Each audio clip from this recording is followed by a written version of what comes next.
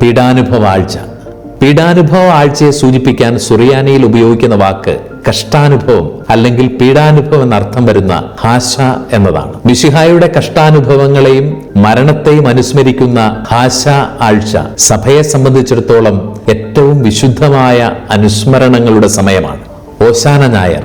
പീഡാനുഭവ ആഴ്ചയിലെ തുടക്കം ഓശാന ഞായർ ആചരണത്തോടുകൂടിയാണ്. ഈശോയുടെ ജെറൂസലേമിലേക്കുള്ള രാജകീയ പ്രവേശനം, കുരുത്തോലകളേന്തിയുള്ള ജനക്കൂട്ടത്തിന്റെ മിശിഹായെ രാജാവായി സ്വീകരിക്കുന്നതിന്റെ ഓർമ്മ, ഇതെല്ലാം ഓശാന ഞായറിനെ സജീവമാക്കുന്ന അനുസ്മരണങ്ങളാണ്.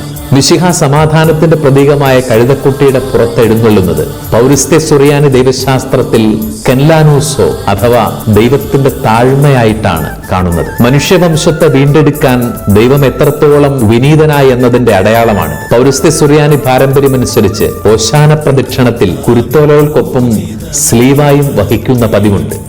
മിശിഹായുടെ രാജ്യത്വം കുരിശിലെ ബലിയിലൂടെയാണ് പൂർത്തിയാകുന്നതെന്നും ജെറൂസലേമിലേക്കുള്ള പ്രവേശനം യഥാർത്ഥത്തിൽ ബലിപീഠത്തിലേക്കുള്ള അവിടുത്തെ യാത്രയാണെന്നുമുള്ള യാഥാർത്ഥ്യമാണ് ഇത് വിളിച്ചോതുന്നത്. പെസഹ വ്യാഴം. മിശിഹ പരിശുദ്ധ കുർബാനയും പൗരോഹിത്യവും സ്ഥാപിച്ചതിനെ ഈ സഭ അതിപ്രധാനമായി ഓർമ്മിക്കുന്ന ദിവസമാണ്. ദേവാലയങ്ങളിൽ നടക്കുന്ന കാൽ കഴുകൽ ശുശ്രൂഷ വിശുദ്ധ കുർബാനയുടെ ആന്തരിക ചൈതന്യത്തെ വ്യക്തമാക്കുന്ന സവിശേഷമായ അടയാളമാണ്.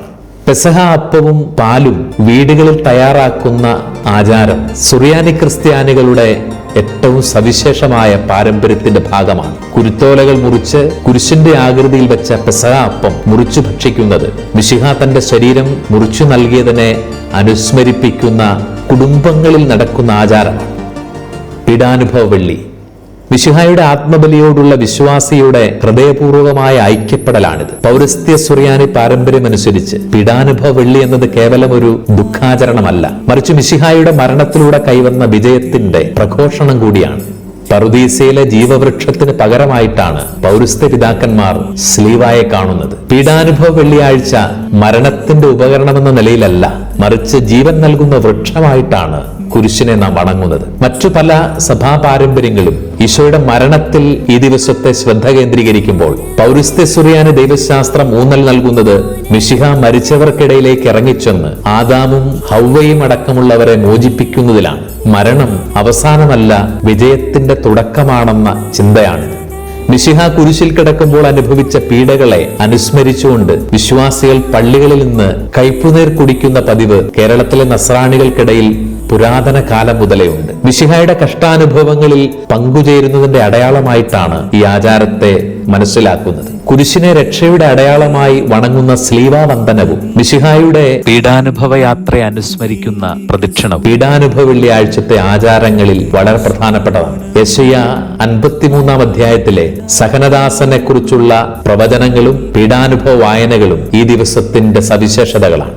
പൗരസ്ത്യ സുറിയാനി പാരമ്പര്യത്തിൽ പീഡാനുഭവ ശനിയാഴ്ചയെ വിശ്രമത്തിന്റെ ശനി എന്നാണ് വിളിക്കുന്നത്. ദൈവം സൃഷ്ടികർമ്മം പൂർത്തിയാക്കി 7-ാം ദിവസം വിശ്രമിച്ചതുപോലെ തന്റെ രക്ഷാകര ദൗത്യം പൂർത്തിയാക്കി ഈശോ കല്ലറയിൽ വിശ്രമിച്ച ദിവസമാണിത്. മരണത്തിന്റെ മേലുള്ള സമ്പൂർണ്ണ വിജയത്തിന് തൊട്ടു മുൻപുള്ള ശാന്തതയെ സൂചിപ്പിക്കുകയാണ് പീഡാനുഭവ ശനി. ഇപ്പോൾ പീഡാനുഭവ ശനിയിൽ പ്രത്യേക കുർബാനയും പുത്തൻ തീയുടെയും പുത്തൻ വെള്ളത്തിന്റെയും ആശീർവാദവും നമുക്ക് കാണാൻ കഴിയും. എന്നാൽ ഉയർപ്പ് തിരുനാളിന്റെ കർമ്മങ്ങൾ ശനിയാഴ്ച വൈകുന്നേരങ്ങളിലാണ് ആരംഭിച്ചിരുന്നത്. ആ കർമ്മത്തിൽ മാമോദീസ സ്വീകരിക്കാൻ ഒരുങ്ങിയവർ മാമോദീസ സ്വീകരിച്ചിരുന്നു. ഈ മാമോദീസ പരികർമ്മത്തിൽ നിന്നും ഉടലെടുത്തതാണ് പുത്തൻ തീയുടെയും പുത്തൻ വെള്ളത്തിന്റെയും കർമ്മങ്ങൾ. ഇന്ന് നമ്മൾ ഉയർപ്പ് തിരുനാളിന്റെ ഈ കർമ്മങ്ങൾ വിഭജിച്ച് നടത്തുകയാണ് ചെയ്യുന്നത്. നമ്മുടെ മാമോദീസായെ കുറിച്ച് ചിന്തിക്കാനും അത് മിശിഹായുടെ മരണത്തിലും ഉത്ഥാനത്തിലുമുള്ള പങ്കുചേരലാണെന്ന് ധ്യാനിക്കാനും നമ്മെ സഹായിക്കുന്നതാണ് പീഡാനുഭവ ശനിയുടെ തിരുക്കർമ്മങ്ങൾ. പീഡാനുഭവ ആഴ്ച പൂർത്തിയാകുന്നത് ഉയർപ്പ് തിരുനാളിലാണ്. ഉയർപ്പിന്റെ ഉഷസ് തേടിയുള്ള ഒരു യാത്രയാണ് നോമ്പുകാലത്തിൽ മുഴുവനും നാം നടത്തിയത്. ജീവന്റെ ഈ വഴി ജീവന്റെ ഉറവയായ കർത്താവിന്റെ കല്ലറയിൽ എത്തി നിൽക്കുകയാണ്. നിത്യജീവൻ സ്പന്ദിക്കുന്ന ബലികുടീരമാണ് മിശിഹായുടെ ശൂന്യമായ കല്ലറ. ക്രിസ്തീയ വിശ്വാസത്തിന്റെ കേന്ദ്രബിന്ദു തിരുനാളുകളുടെ തിരുനാളുമെന്നാണ് ഉയർപ്പിനെ വിശേഷിപ്പിക്കുന്നത്. മിശിഹായോട് കൂടെ മരിച്ച് അവനോടുകൂടെ ജീവിക്കാനുള്ള ചൈതന്യം കൈക്കൊള്ളുകയാണ് ഉയർപ്പ് തിരുനാളിന്റെ കർമ്മങ്ങളിലൂടെ സഭ ചെയ്യുന്നത്. തങ്ങൾക്കു വേണ്ടി ജീവിക്കാതെ തങ്ങളെ പ്രതി മരിക്കുകയും ജീവിക്കുകയും ചെയ്തതിനു വേണ്ടി ജീവിക്കാൻ നാം പ്രതിജ്ഞാബദ്ധരായിത്തീരുന്നു. കുരിശ് ചോദിച്ച ചോദ്യങ്ങൾക്കെല്ലാം ഉയർപ്പ് ഉത്തരം തരുന്നു. ഉയർപ്പ് തിരുനാൾ ആചരിക്കുന്ന നമ്മിലും ഉദ്ധിതൻ പകരുന്ന സമാധാനവും പ്രത്യാശയും നിറയാനും നമ്മുടെ ജീവിതങ്ങളിലൂടെ അത് പങ്കുവയ്ക്കപ്പെടാനും വലിയ ആഴ്ചയുടെ വിശിഷ്യ ഉദ്ധാന തിരുനാളിന്റെ ആചരണം നമ്മെ സഹായിക്കട്ടെ.